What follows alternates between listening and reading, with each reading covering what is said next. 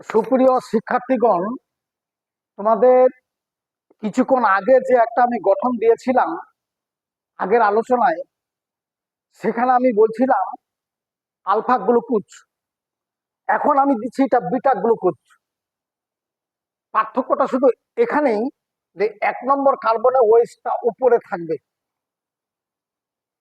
আর 2 নম্বর carbon, 3 নম্বর এবং 4 নম্বর কার্বনের গঠনটা আলফার মতোই, অর্থাৎ ডি গ্লুকোসাইডের আলফার ব্যাপারটা এবং বিটার ব্যাপারটাতেই 1 নম্বর, 2 নম্বর, 3 নম্বর, 4 নম্বর, 5 নম্বর কার্বনের গঠনের কোনো পরিবর্তন হবে না।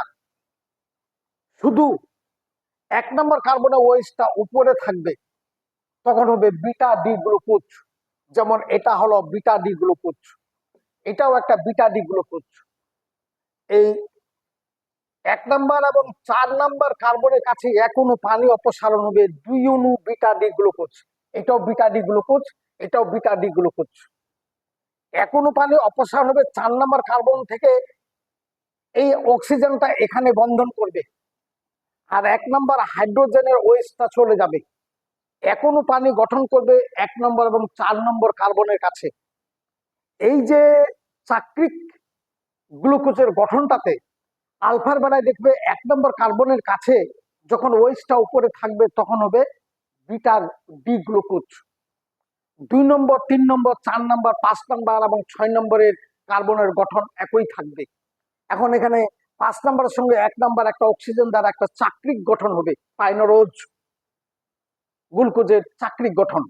এখন 1 অণু পানি অপসারণ করে এই কার্বন অক্সিজেনের কাছে একটা হাইড্রোজেন নিচে থাকলো, একটা হাইড্রোজেন উপরে থাকলো, তখন এটা হলো বিটা ডি গ্লুকোসাইড বন্ধন।